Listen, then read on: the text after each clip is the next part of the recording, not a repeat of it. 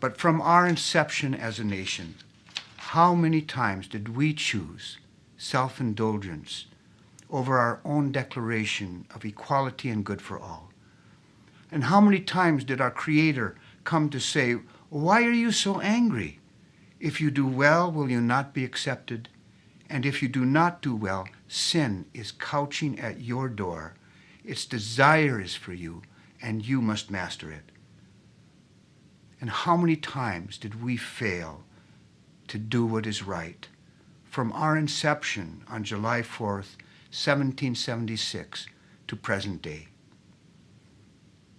In his book, The Cross and the Lynching Tree, author James Cone shares God's answer to our dilemma in the theology of the cross. There was this lynching era between 1880 and 1940.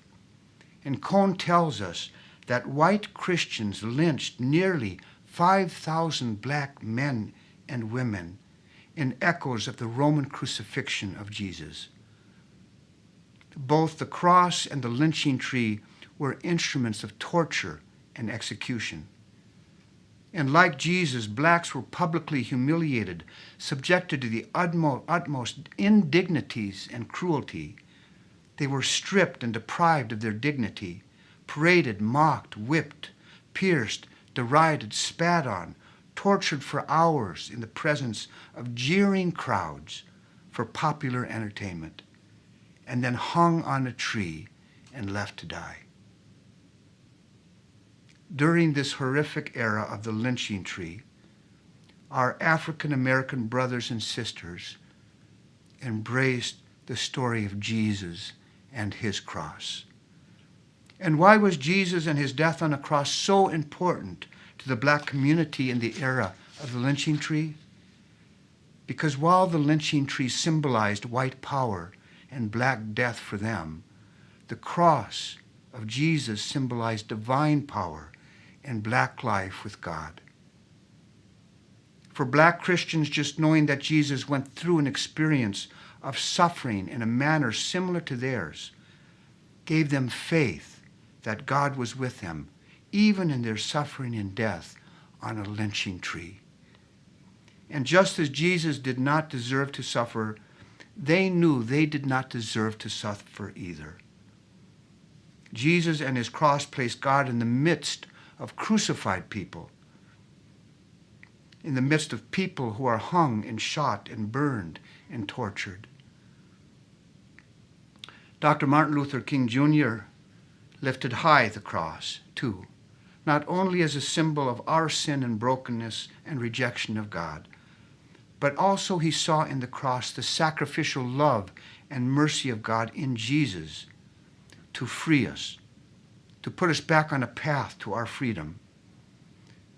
The cross was his lynching tree, his place of complete rejection and public humiliation, and the place where God was hung and tortured and killed. The cross, however, was not an end in itself, but it was the beginning of something new and eternal.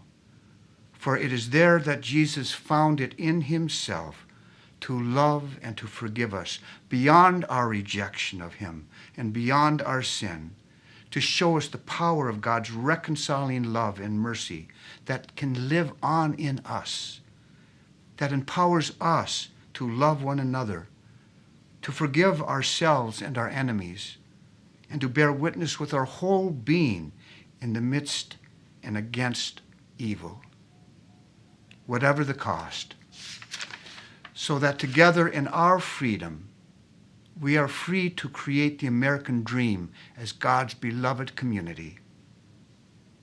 In Jesus, what are we freed from?